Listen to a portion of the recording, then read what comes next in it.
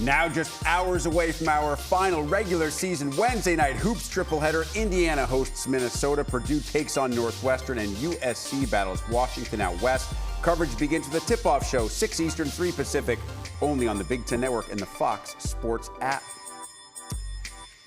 Time for a taste of success presented by Marco's Pizza. Braden Smith still has a chance, but it's likely become an outside chance to pass Bobby Hurley for all-time assists in NCAA history. It's going to depend entirely on how far Purdue makes it in the NCAA tournament. He is almost sure to pass Ed Cota, Chris Corchiani, but Bobby Hurley remains up there at 1,076 right now, 65 assists ahead of Braden Smith. So you start to do the math. 2 regular season games left for Smith, at least 1 in the Big Ten tournament, assume 2. If you get 2 games in the NCAA tournament, that means you need to average just over 10 assists per game to pass Bobby Hurley. Andy was told there would be no math.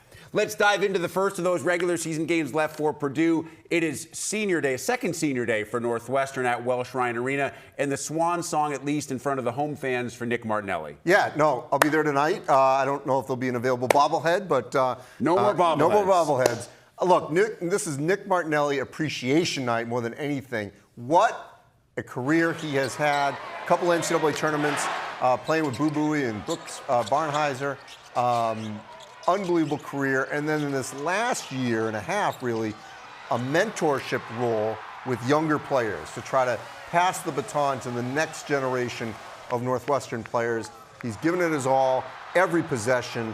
Originally was not signed to go to Northwestern. Elon, there was a coaching change there. He ends up coming back to Illinois to play for Northwestern. And he's been sort of the epitome of a Chris Collins Northwestern player in this era of everyone moving around, starts his career, finishes it, and just really remarkable overall career at Northwestern. Yeah, and gets to join a list of players who have led the Big Ten in scoring in back-to-back years, if he gets there, that is littered with NBA stars, All-American, National Players of the Year, guys like our friend Steve Smith, Luka Garza, Zach Edey. I mean, big-time names.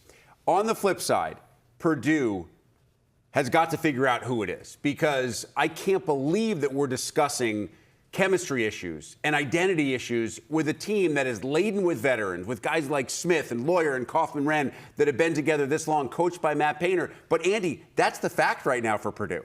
And they're not defending. I mean, that's a major problem for them. Part of the story, though. Yeah, they're not defending. Their last couple of possessions in that Michigan State game, they look kind of lost. Great defense by the Spartans in that game. They've not been able, for the most part, to meet the moment of the sort of the big-time games on their schedule, which they will still have more of coming up. But this is a great opportunity for them to reset, yet they're going into what is a sold-out arena. It's going to be a hostile environment, even though there's going to be a lot of Purdue fans. Still, if Northwestern can get a lead, it'll turn on them. And so this is I think, a real critical game for them. Not for, well, it is important for the standings and seeding, but just more for confidence and their mindset. They need to get right, and they got to do it tonight before next week. It's the sandwich game of the Wednesday tripleheader, 8:30 Eastern, 7:30 local time at Welsh Ryan Arena. Our Wednesday starts, however, in Bloomington, Indiana, Minnesota. I hate the phrase, you know this, I hate the phrase must-win game. But when you look at where Indiana is in Mike DeCourcy's bracket forecast, first 4 out, they have Ohio State to finish the regular season at home against a Minnesota team that you already lost to at their place earlier this year, is as close as you can get to a must-win game without calling it a must-win game. Okay, so this is one reason there is hope for Indiana. And I did this similar exercise to what Mike did, and I had Indiana as my last team in. You could put them in, you could put them out. The problem is, so many of those teams at the back part of the bubble, I mean, I'm against expansion because it's so mediocre in that back part. There's literally about 10 to 14 teams across the country that you could put in the last 4. They all have warts. They've all been losing the last couple of weeks. So it's really going to come down to who can win a couple of games. So if Indiana can beat Minnesota, beat Ohio State, even if they lose the first round of the Big Ten tournament, at least they've got a couple wins in the final week.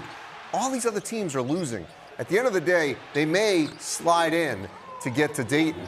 or they may not. I mean, it's really up to them going forward. They have the talent to do so. They've got to just actually come out and win a game like tonight. They've already lost a number of home games, including that one 2 weeks ago, I think it was, to Northwestern. But that's why I'm saying that this game specifically is so important. I think you can survive a loss to Ohio State in the final weekend of the regular season, especially if you win a game in Chicago.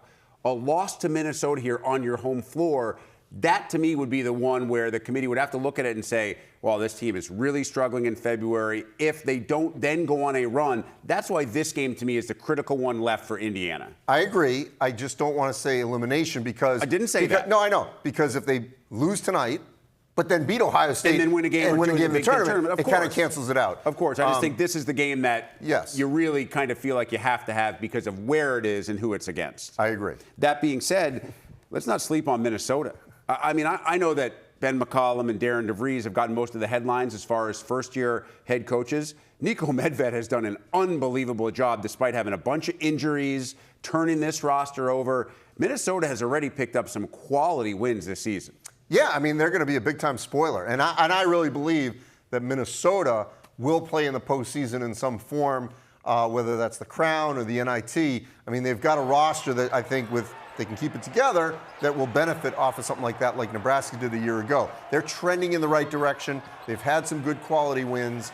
And if they got a sweep of Indiana, that's a huge, sort of feather in their cap going forward, recruiting and everything in the offseason, let alone something for, some sort of postseason in a couple weeks. And after a couple of significant injuries, I wondered if Minnesota could hang in there throughout the month of February. Up steps a guy like Bobby Durkin, who's been phenomenal over the past couple of weeks. And to me, that goes to coaching, because that means that Nico and this staff have kept everybody involved and made guys believe that you could be the guy and you might have to be the guy for us on any given night. Well, think about it. We started this show talking about UCLA's win over Nebraska. Where was UCLA's last loss right before that? Minnesota. At Minnesota. And Minnesota made UCLA look like they were not an NCAA tournament team. That was just less than a week ago. And here's Minnesota now going to Bloomington with a chance to really disrupt the Big Ten standings and potentially NCAA selections with another team. Yeah, Minnesota right now could finish anywhere between 10th and 14th based on the rest of the regular season. Indiana 9th to 13th. So obviously this game is going to have a huge impact, potentially flipping those seedings should the Gophers be able to knock off the Hoosiers. The first game as part of our Wednesday night triple header. The last one takes us out west. USC, Washington, and the saga that has been Chad Baker-Mazara. Injured, now no longer part of the team. Obviously, Elijah Arenas entered the picture when Mazara had been hurt, and now this is basically going to be Arenas' team in terms of scoring, as Mazara has also had a really good year. But USC, Andy, appears to be in a very bad place right now. Yeah, it's really unfortunate because both of these teams in the preseason, when we gathered at Media Day in October, on paper, they both look like NCAA tournament teams. No question about it. They've been riddled with injuries, both of them. And USC obviously had the great momentum. They won the Maui Invitational. Everything was going well. Then Rice goes down, and then Arenas doesn't come back till the end of January. Baker-Mazara was hurt. Now he's off. So they've had all sorts of problems. Washington never had Claude and Yates and Steinbach and Kepnong all playing well at the same time. That never happened. So you've got two teams that have not met their expectations, have been dealing with injuries and adversity, yet they still have enough remaining talent. I mean, Arenas is an NBA draft pick. Steinbach is a first-round NBA draft pick. That if they get their act together, they could be a spoiler next week in Chicago. What about moving forward for a guy like Danny Sprinkle at Washington? Because year one, he even said he was drinking from a fire hose. I mean, quickly made the transition, completely turned over the roster, said he basically lived in a hotel for 3 months, and then he had the frat house with all the assistant coaches, finally got his feet underneath him, and this year, as you said, was expected to be kind of that step forward. They got the transfers they wanted. They got Steinbach from Europe. I look at this program, and I think if you can keep a couple of guys, and it's potentially unlikely that you're able to keep Steinbach, and you continue to do in the portal what Danny Sprinkle can do in the portal, I think Washington could potentially be a West Coast sleeping giant inside the Big Ten. No, I definitely agree. And they also have money. They've had people that have been stepping up for them to get in the portal and pay. And that's been a big thing. They've done it the last 2 years. But like a lot of these schools, evaluation within the portal is critical. And I mean, let's be honest, Desmond Claude has bounced around. You know, he's sort of like the AJ Storr, who's like, if you remember him from Wisconsin, since he's been to Wisconsin, he's been to 2 other schools since then. You know, Kansas, now Ole Miss. And Claude bounced all around, and you've got to find the guys that are going to be a better fit.